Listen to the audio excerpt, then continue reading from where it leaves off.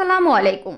BD মেঘনা news 24 সংবাদে স্বাগত জানিয়ে পুরো সংবাদের সাথে রয়েছি আমি সানজিদ আক্তার স্মৃতি। শুরুতেই জানিয়ে দিব সংবাদ শিরোনাম, এরপর বিস্তারিত। দৌলতদিয়া ফেরিঘাটে বাস নদীতে তলিয়ে মর্মান্তিক দুর্ঘটনা, 4 জনের মরদেহ উদ্ধার, নিখোঁজ অন্তত 45 জন।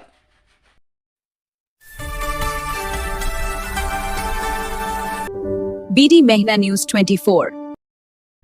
শুনছিলেন সংবাদ শিরোনাম। দৌলতদিয়া থেকে পাঠানো তথ্য ও ভিডিও চিত্রে থাকছে বিস্তারিত। রাজবাড়ীর গোয়ালন্দ উপজেলার দৌলতদিয়া ফেরিঘাটে এক মর্মান্তিক দুর্ঘটনার সৌহার্দ্য পরিবহন নামের একটি যাত্রীবাহী বাস পদ্ম নদীতে তলিয়ে গেছে।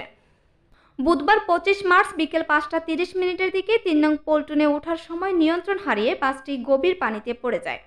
এই পর্যন্ত 4 জনের মরদেহ উদ্ধার করা হয়েছে এবং এখনও অন্তত 45 জন যাত্রী নিখোঁজ রয়েছেন।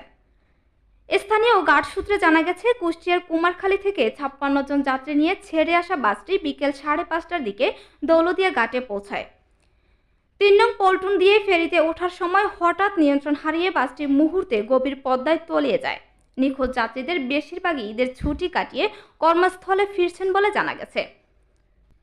দুর্ঘটনার পরপরই স্থানীয়দের সহায়তায় 4 জনের মরদেহ এবং 7 জনকে জীবিত অবস্থায় উদ্ধার করা হয়। আহতদের দ্রুত গোয়ালন্দ উপজেলা স্বাস্থ্য কমপ্লেক্সে ভর্তি করানো হয়েছে। খবর পেয়ে উদ্ধারকারী জাহাজ হামজা দ্রুত ঘটনাস্থলে পৌঁছে উদ্ধার কাজ শুরু করলেও নদীর গভীরতা বেশি হওয়ায় বাসটি শনাক্ত করতে বেগ পেতে হচ্ছে।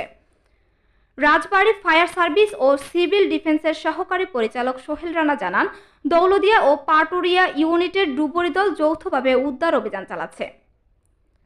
জাহাজ হামজা সর্বোচ্চ চেষ্টা করছে, তবে প্রতিকূল পরিবেশের কারণে পানির নিচ থেকে বাসটি এখনও উদ্ধার করা সম্ভব হয়নি। পরে ফায়ার সার্ভিসের ডুবুরি দল উদ্ধার অভিযানে নেমে পদ্মার পানির অন্তত 30 ফুট গভীরে গিয়ে সন্ধান পেয়েছেন বাসটি পন্টুনের নিচে চলে গেছে, যে কারণে বাসের জানালা ও দরজা ভাঙা যাচ্ছে না বলে জানিয়েছেন ডুবুরি দলের সদস্যরা। বুধবার 25 মার্চ সন্ধ্যা 7:30টার দিকে ডুবুরি দলের সদস্যদের সঙ্গে কথা বলে এ তথ্য জানিয়েছেন ফায়ার সার্ভিস জানায়, গোয়ালন্দ ফায়ার স্টেশনের একটি ইউনিট এবং আরিচা ফায়ার স্টেশনের একটি ডুবুরি ইউনিট উদ্ধার কাজ চালাচ্ছে। ঢাকা ও ফরিদপুর থেকে আরও 2টি ডুবুরি ইউনিট ঘটনাস্থলের দিকে রওনা হয়েছে।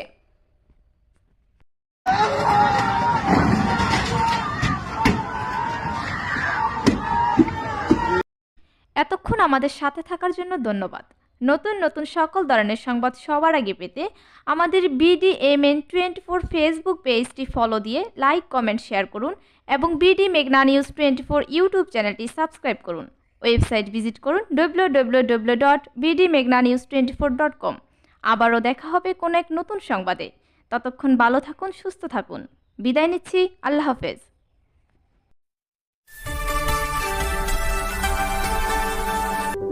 বিডি মেঘনা নিউজ 24।